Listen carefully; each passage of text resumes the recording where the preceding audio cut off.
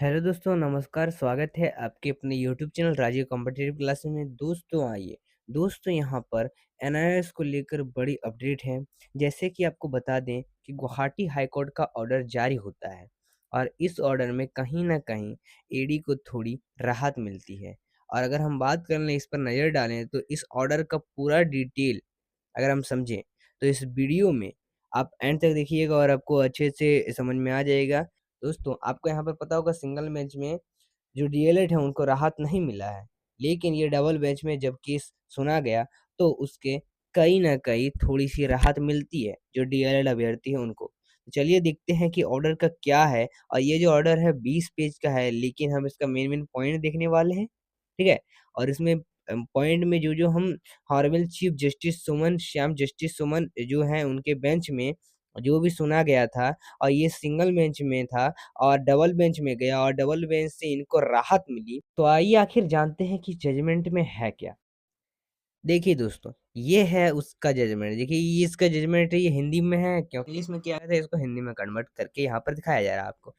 देख लीजिए page number 19-20 है जो आपका माननीय मुख्य न्यायाधीश, ठीक है? माननीय जो श्रीमान के समक्ष यहाँ पर जस्टिस सुमन श्याम है उनके लिए आदेश यहाँ पर है।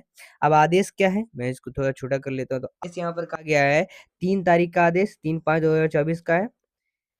तो यहाँ पर यह एंट्री कोर्ट अपील, ये इम्पोर्टेंट पॉइंट है कि यह जो है एंट्री कोर्ट अपील अपिकर्ताओं के द्वारा डब्ल्यूपीसी नंबर 477 बाय 2024। तो ये इनका अपीलकर्ता का नंबर है। इसको आपको एंट्री कोड अगर आप डालेंगे तो आप इसका ये लेटर जो है प्राप्त कर सकते हैं। तो बीपीसी डालना है। इसमें विद्वान एकल न्यायाधीश द्वारा पारित दिनांक 2/2/2024 के आदेश से व्यवस्थित होकर की गई है, जिसके तहत प्रतिवादियों को कारण बताओ और नोटिस जारी करते हुए विद्वान एकल न्यायाधीश के अपीलकर्ताओं को अंतिम राहत देने से इनकार कर दिया गया है। और इस न्यायालय ने 9/2 आपका अगर बात कर लें तो 9/2/2024 को पहले प्रतिवादी राज्य को निर्देश जारी किया था और इसमें अपीलकर्ताओं को 26/12/2023 के जो विज्ञापन द्वारा शुरू की गई नई भर्ती है उसमें आवेदन करने की अनुमति दी गई थी। अंतिम अनुमति वो भी दी गई थी, ध्यान देने वाली बात है। और साथ ही ये यह भी निर्देश दिया गया कि जो अपीलकर्ता है उनका अंतिम परिणाम उनकी अनुमति के बिना घोषित जो है वो नहीं किया जाएगा।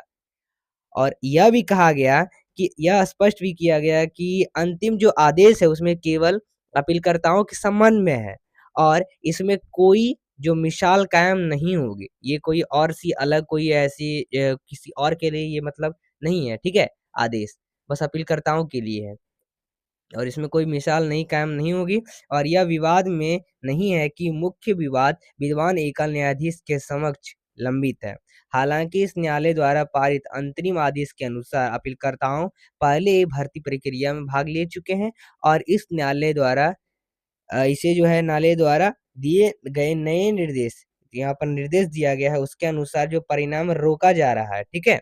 और उपरोक्त तथ्यों और परिस्थितियों को ध्यान रखते हुए आप अपीलकर्ताओं द्वारा दायर और विद्वान एकल न्यायाधीश के समक्ष लंबित रीट याचिका के निपटान तक दिनांक 9/2/2024 के अंतिम आदेश को पूर्ण बनाकर इस अपील का निपटारा करना उचित समझते हैं, ठीक है? तो यहाँ पर ये बातें कही गई। साथ ही देख लो, अब इसका आप चाहे तो यहाँ पर ये इंग्लिश है, इसको आप चाहे तो पढ़ सकते हैं। ये उनका ऑर्डर है, विजय जो बिश्नोल जी हैं।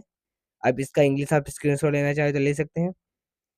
अब देखिए यहाँ पर कहा गया है इसमें क्या है कि जो हुम्बल जस्टिस सुमन श्याम, अब काफ़ी समय, ये इम्पोर्टेंट है, ये इम्पोर्टेंट पॉइंट है कि काफ़ी समय तक पक्षों के वकील को सुनने के बाद हमने राज्य को यह निर्देश देना उचित समझा है कि अपीलकर्ताओं को विज्ञापन दिनांक 26/12/2023 द्वारा शुरू की गई भर्ती प्रक्रिया में आवेदन करने की अनुमति, अंतिम अनुमति वो भी दी जाए और बशर्ते ऐसे आवेदन अंतिम तिथि में जो पहले ऑफलाइन दायर किया गया हो, यानी 12/2/2024। हालांकि अपीलकर्ताओं का अंतिम परिणाम जो है न्यायालय की अनुमति के बिना घोषित नहीं किया जाएगा।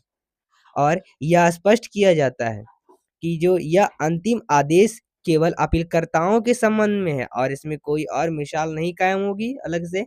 और इस मामले में यह जो है 8 सप्ताह के बाद प्रवेश के लिए सूचीबद्ध करें और यह जो है स्पष्ट करते हुए अपील का लंबित रहना विद्वान एकल जो न्यायालय है उनके न्यायाधीश हैं, न्यायालय न्यायाधीश हैं, उनके लिए योग्यता के आधार पर रीट याचिका की सुनवाई करने और अंतिम आदेश जारी पारित करने पर बाधा नहीं बनेगा। ठीक है? तो ये आखिर इस जो टोटल मतलब एक कह सकते हैं निष्कर्ष इसका जो ऑर्डर आया है, ठीक है? तो उनके गुवाहाटी हाई कोर्ट के थ्रू, तो ये है वो अपडेट। चलिए दोस्तों मिलते हैं फिर अगले वीडियो के साथ। आपने ये जान चुके होंगे अपडेट। दोस्तों एनआईए से जुड़ी हर अपडेट पाने के लिए हमारे चैनल को सब्सक्राइब करें।